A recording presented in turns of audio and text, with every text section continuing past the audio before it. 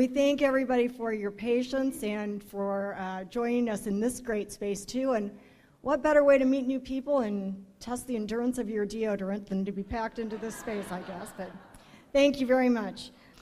I'd like to thank our sponsors for this evening, the Indiana Trails Fund and Richard Vonnegut. I'm not sure the president if he's here, but thanks to them for helping to support it. And also the Cornelius O'Brien Lecture Series concerning historic preservation, which allows us to offer this program for free. And I'd like to introduce Stephanie Rao from the lecture series.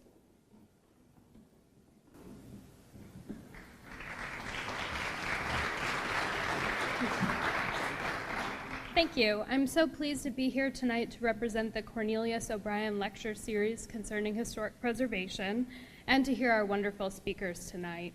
Established in 1972, the lecture series supports historic preservation in Indiana by bringing distinguished speakers to address public audiences across the state on topics of historic preservation ranging from historic house restoration to cultural tourism.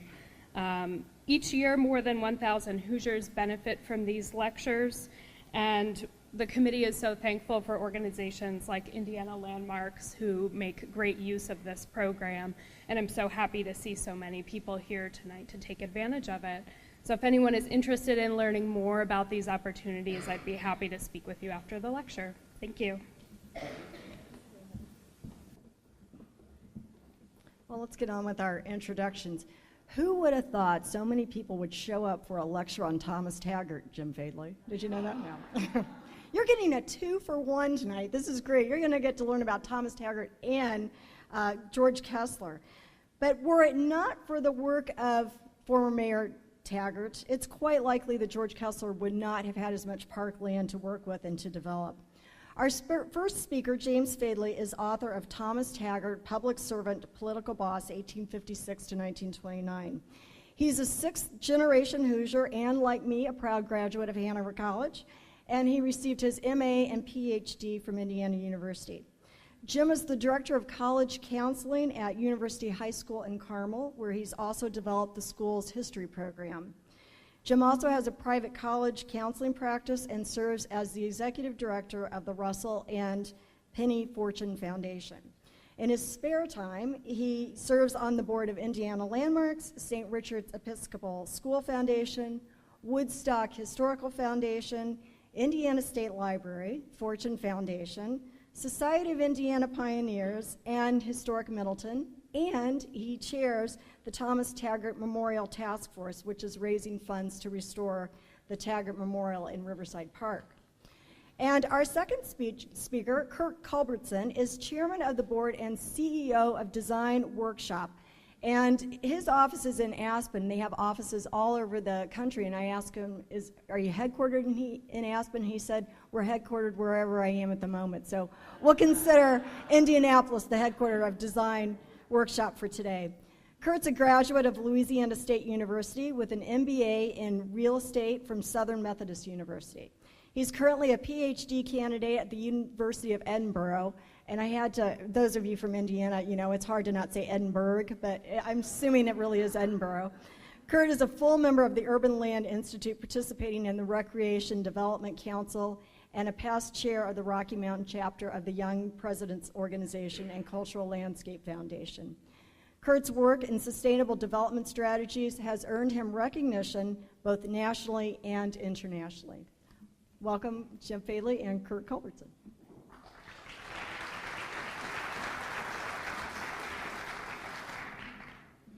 Thank you very much, Susie. I'm actually the warm-up act for Kurt Culbertson. You're here really to hear about George Kessler, whose work in this city certainly was very significant, as you all know. Susie won't let me sing. She won't let me dance in my warm-up routine, so we'll get right to the business of the moment.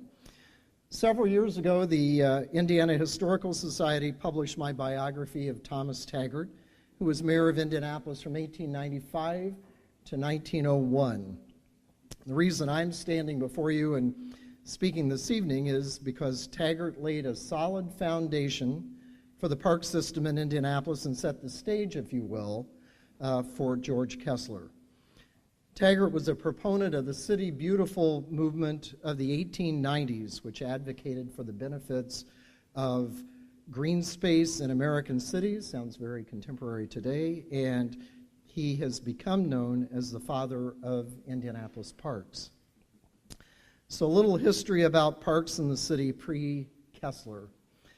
In 1894, the Commercial Club, which was the precursor to today's Indianapolis Chamber of Commerce, hired the Cincinnati landscape architect Joseph Earnshaw to devise a park and boulevard plan for Indianapolis. And the city council rejected his plan out of hand in 1894 as too expensive.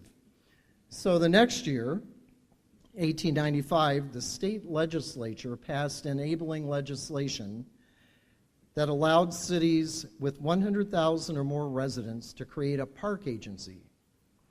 Indianapolis did so, and the first Board of Park Commissioners endorsed a plan submitted by Olmsted, and Elliott of Brookline, Massachusetts, that resembled the earlier Earnshaw plan. And that plan included a boulevard with parks that went from Washington Street, so start downtown along the White River, went north from Washington Street, paralleling the White River, and then went northeast up Fall Creek to the present state fairgrounds site. Then, lo and behold, the state Supreme Court struck down that law as unconstitutional in 1895, the same year that it was passed.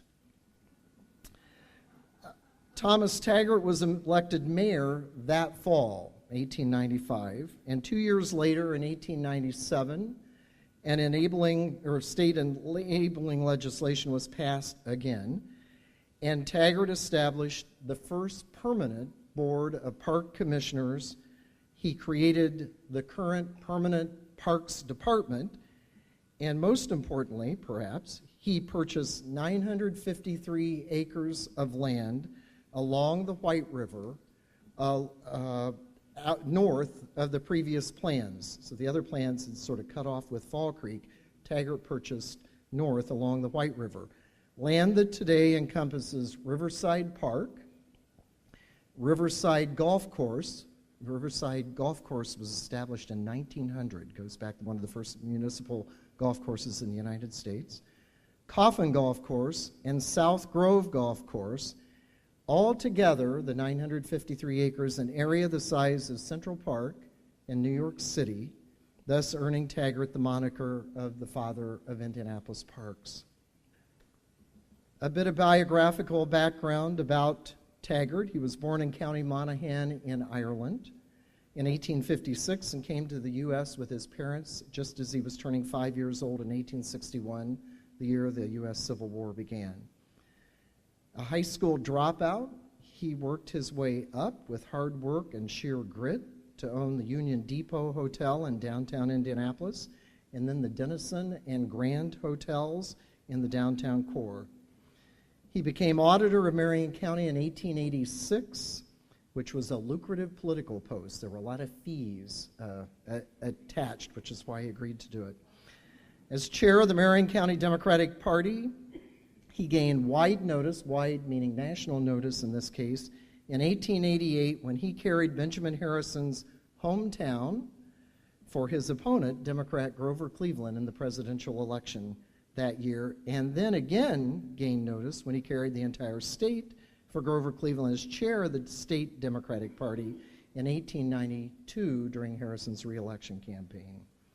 Taggart went on to become mayor of this city, as I mentioned, U.S. Senator in 1916, very importantly, the Democratic boss of Indiana in the first quarter of the 20th century when Indiana was still a swing state, giving him an important role in the national political stage. He was Democratic National Chairman, and he was later owner and developer of the world-famous French Lick Springs Hotel in southern Indiana after he left the mayor's office.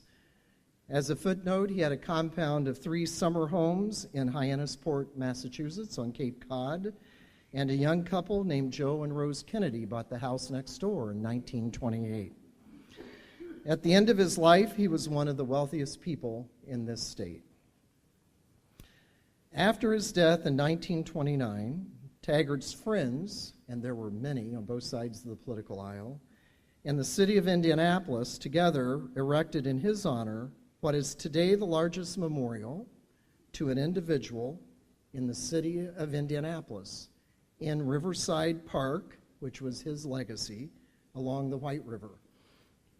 The Thomas Taggart Memorial, which you see in this slide, in its heyday, a classical colonnade, was completed and dedicated in 1931.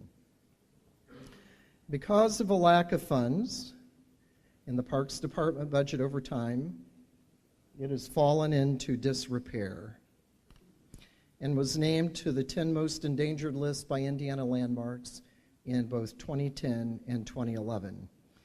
In the fall of 2011, and sponsored by Indiana Landmarks and a group that I chair, a 17-member task force in the city formed to save and restore this memorial to the father of the Indianapolis Park System.